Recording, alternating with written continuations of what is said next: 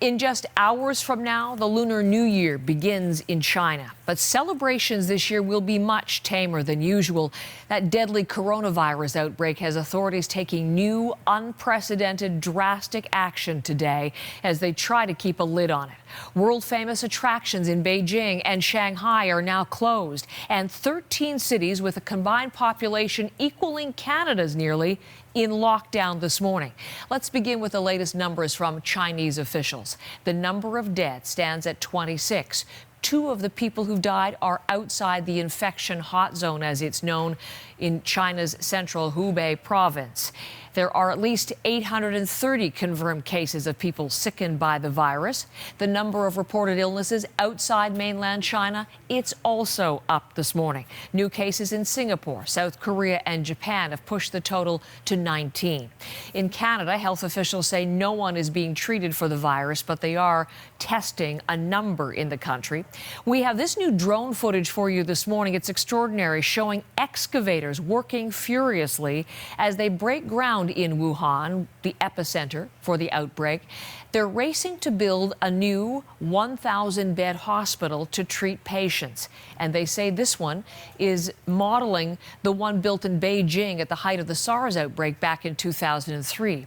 They plan to have this new hospital finished by next Wednesday. That's 5 days from now.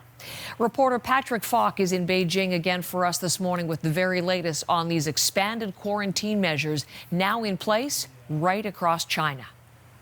There is a question mark as to whether or not these efforts to quarantine people are really having the desired effect, particularly because of those 2 cases of fatalities outside Hubei province today that we learned about. One in Hebei, that's a particular concern for people here in Beijing because much of Beijing is surrounded by Hebei province. There was an 80-year-old man who had apparently visited family in Wuhan and came back. That was the first reported case outside of Hubei.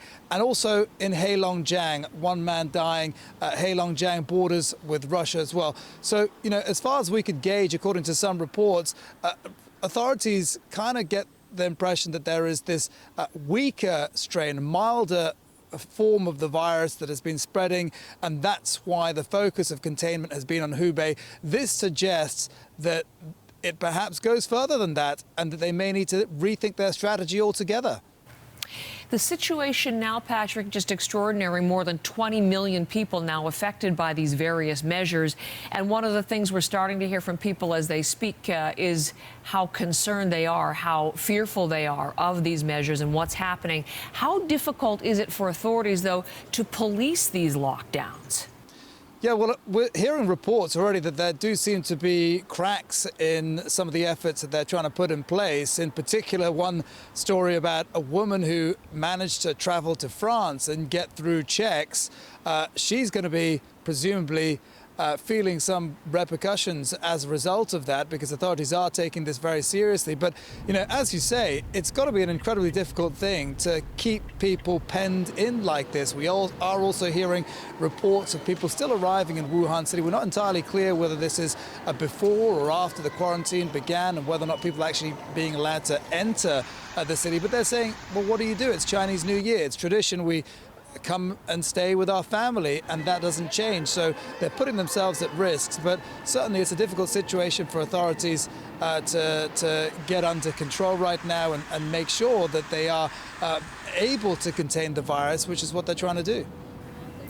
Patrick, as you mentioned, the Chinese New Year, we are on the eve of that. And we're hearing today that many attractions, I'm thinking of Disneyland, we're hearing about even McDonald's restaurants shutting again as part of this effort to contain the virus. So this holiday this year is likely to look very different. Can you give us some detail about that? Yeah, well, I mean, this is about as miserable Chinese New Year as I can remember. I mean, people are in a state of panic here in Beijing. I mean, you're seeing cars in the streets, but there aren't a lot of people around at all. And those that are out are all covered in face masks. They are definitely concerned. They are avoiding crowds. Authorities here have told people not to gather in big crowds. Here in the capital, they have shut the Forbidden City, perhaps Beijing's, if not China's, most famous landmark, a place that a lot of tourists will would be wanting to go and visit. But yeah, lots of attractions, the celebrations, those aren't going to be happening. In particular as well, maybe of interest to those in Canada, the Cirque du Soleil, they've cancelled their shows, even though they're 700 kilometers away from ground zero, Wuhan. So it does certainly seem as though what was meant to be a fun week of holiday is going to be a little bit of a dry period for China, and we don't know how long this is going to last exactly. That's Patrick Falk in Beijing this morning. Now, a couple of additional notes. Chinese state television reporting there was a state council meeting on the virus today, and the conclusion was the spread has not been cut off despite the measures taken to date. So they do expect even more and more targeted measures. Patrick was also referring to the Cirque du Soleil. We reached out to them as well, and they have confirmed they've canceled their show in China, temporarily closing the shows in Guangzhou. So that is one of the things that they are doing as well, and we'll have more on that. And we're also getting, again, new numbers, just a little bit expanded from those which I was telling you.